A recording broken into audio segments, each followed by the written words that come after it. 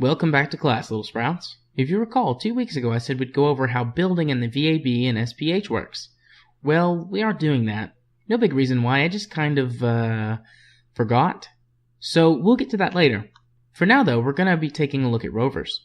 This will just be a basic overview of potential uses, construction, and different types. Designs will come later. Now, on to the lesson. I've spent a great deal of time talking to my fellow Kerbalers about what they do to get science.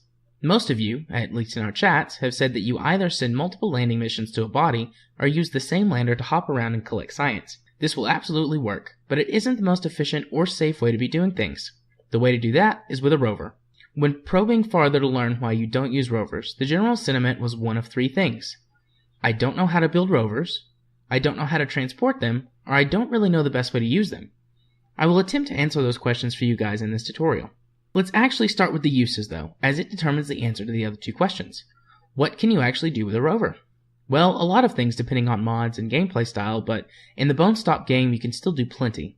You can send down unmanned rovers to collect and transmit science or just explore. You can send down manned rovers to do the same. You can use manned rovers for crew transport on a body.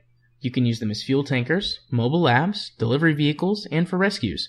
All without mods. So really you just have to determine what you want to do with them. In my experience, rovers are most often used to collect science and bring it to a stationary lab I've set up on a body. However, I've used them for everything I just listed above and much more. Once you decide what thing or things you want your rover to be doing, you must now decide how to build it.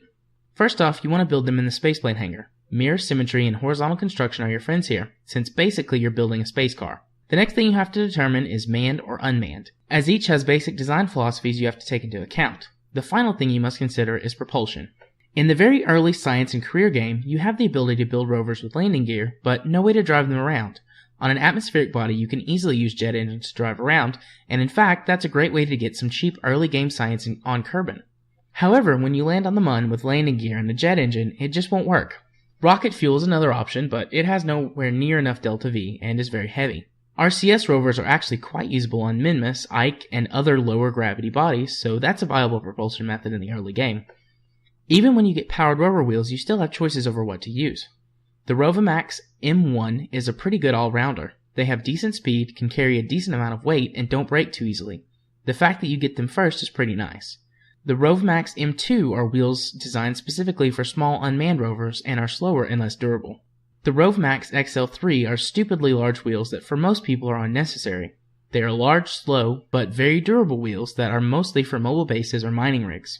The TR2L is probably my favorite wheel, as they're larger and stronger than the M2, but not so big you can't use them easily. We'll cover these in much more detail another time. For unmanned rovers, 9 times out of 10 you want a small vehicle that can land itself on a body, either with parachutes or tiny rocket engines. You want to focus on smaller solar panels and batteries, and make sure to include an antenna. RCS is not necessary, but if you have some spare room on your rover, it might not be a bad idea. RCS does help if you ever roll yourself over. For manned vehicles, the first piece of advice I have is don't worry what they look like. Some have said that they're intimidated because they can't design a rover that looks like a truck or other specific vehicle. To that I say, look at the real-world lunar rover. It looks basically like a big piece of metal with some wheels and lawn chairs strapped to it, and NASA used it. The next piece of advice, Mark II. The Mark II parts make an excellent base for building your first rovers. They have great cargo space for science and tech, cockpits for control, and crew compartments for passengers. They do sit low to the ground though, so take care building an axle that gives you enough ground clearance. But these parts are where I learned to build my first successful rovers. You of course can do other things, and the external command seat gives you a great way to build rovers out of structural parts alone, which can be made smaller or to fit specific needs more easily. In fact, these rovers can be made small enough to fit inside of a lander or cargo bay. The Mark II designs I'm recommending typically require a special landing vehicle to get them on the ground, or they have to have some sort of rocket engine attached to them. Transporting your rover is probably the trickiest bit. The simplest way to do it is to strap your rover to the top of a rocket, put a fairing around it, and send it on its way.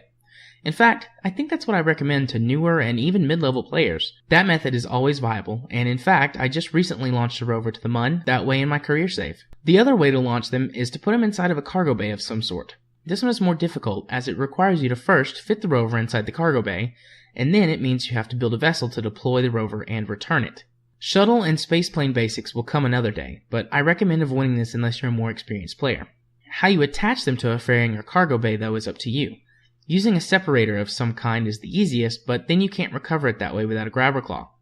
Building rovers that use docking ports is also tricky, as it requires you to design around the docking port. The upcoming ramped cargo bay will probably solve a lot of these problems, but we won't know for sure until it gets here. If you want to learn more about designing rovers ahead of schedule, you can head over to my YouTube channel and watch last week's Monday Night Kerbal cast. The first hour or so was all about building and testing rovers to put together for this lesson. I'll give you guys a link for the show notes. Well, that wraps up this lesson of Kerbal 101. Next week's lesson is going to be a fun one. I won't spill it too much, but I think you can figure it out with this hint.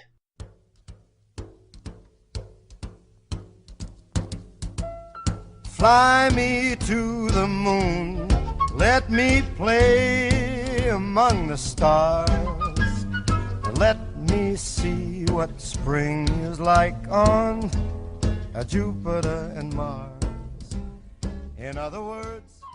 As always, you can follow me on Twitter at JMA4707. You can join me on Monday Night Kerbalcast or my other streams by going to twitch.tv/jarthur4707 and subscribe to my YouTube channel, Gaming Psychologist.